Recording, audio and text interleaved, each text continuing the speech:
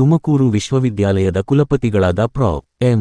ವೆಂಕಟೇಶ್ವರಲು ನೇತೃತ್ವದ ತಂಡವು ಪಾವಗಡದ ಶ್ರೀರಾಮಕೃಷ್ಣ ಸೇವಾಶ್ರಮ ನಡೆಸುತ್ತಿರುವ ಮೇವು ವಿತರಣಾ ಕೇಂದ್ರಕ್ಕೆ ಭೇಟಿ ನೀಡಿ ಬರಗಾಲ ಪರಿಹಾರ ಕಾರ್ಯವನ್ನು ಮೆಚ್ಚುಗೆ ವ್ಯಕ್ತಪಡಿಸಿದೆ.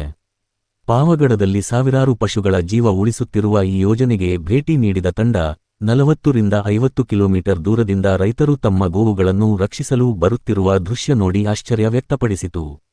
ಪೂಜ್ಯ ಸ್ವಾಮಿ ಜಪಾನಂದಜಿ ಮಹಾರಾಜ್ ನೇತೃತ್ವದಲ್ಲಿ ನಡೆಯುತ್ತಿರುವ ಸೇವಾ ಕಾರ್ಯವನ್ನು ಸಮಯೋಚಿತ ಮತ್ತು ಮಾನವೀಯ ಕಾರ್ಯ ಎಂದು ಶ್ಲಾಘಿಸಲಾಯಿತು.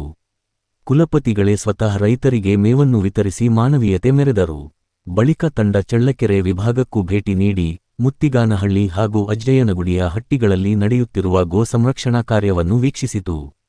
ಅನಾರೋಗ್ಯದಿಂದ ಬಳಲುತ್ತಿದ್ದ ಗೋವುಗಳಿಗೆ ಪೌಷ್ಟಿಕ ಆಹಾರ ನೀಡಿದ ತಂಡ ಪೂಜ್ಯ ಸ್ವಾಮೀಜಿಯವರನ್ನು ಕಂಡು ಗೋವುಗಳು ತೋರಿದ ಆತ್ಮೀಯತೆ ನೋಡಿ ಭಾವುಕರಾಯಿತು.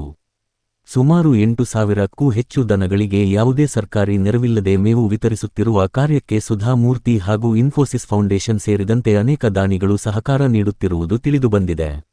ಈ ಸೇವಾ ಕಾರ್ಯ ತಮ್ಮ ಜೀವನದಲ್ಲಿ ಹೊಸ ಅನುಭವ ನೀಡಿದೆ ಎಂದು ತಂಡದ ಸದಸ್ಯರು ಅಭಿಪ್ರಾಯಪಟ್ಟಿದ್ದು, ಸ್ವಾಮಿ ಜಪಾನಂದಜಿ ಅವರ ಸೇವಾಯಜ್ಞಕ್ಕೆ ಗೌರವ ಸಮರ್ಪಿಸಿದರು.